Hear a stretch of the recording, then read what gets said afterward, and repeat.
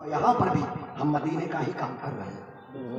आपका बेटा अगर IITian हो जाए तो मुझे क्या देगा, आपका बेटा अगर IAS में टॉप कर जाए तो मुझे क्या मिलेगा।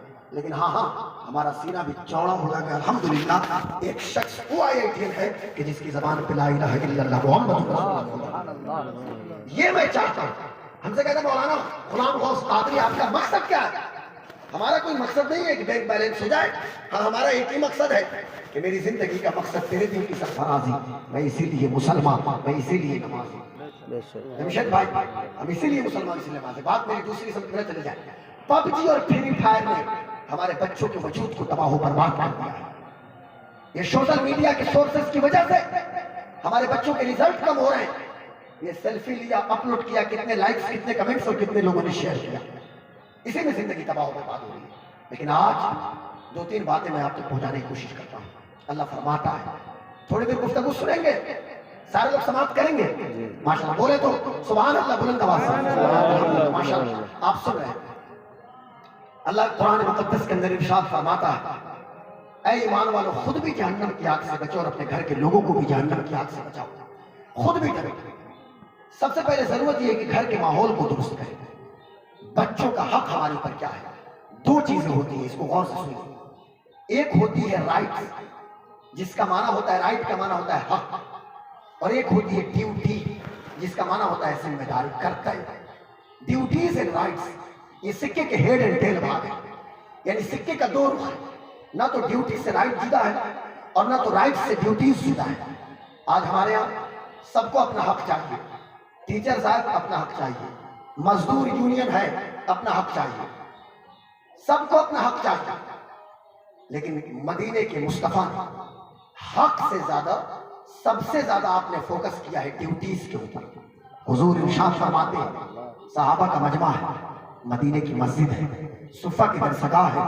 मेरे आका इरशाद फरमाते हैं, मुसलमान का हर फर्द अपनी अपनी जिम्मेदारी को अदा करे। या रसूलल्लाह, कैसी जिम्मेदारी को अदा करे? आका इरशाद फरमाते हैं, शौहर होने की जिम्मेदारी अदा करे, बीवी बीवी होने की जिम्मेदारी अदा करे, बाप बहैसियत बाप अपनी जिम्मेदारी अदा करे, बेटा बहैसियत बेटा अपनी जिम्मेदारी अदा करे, भाई बहैसियत भाई अपनी जिम्मेदारी अदा करे, बहन बहैसियत बहन अपनी जिम्मेदारी अदा करे।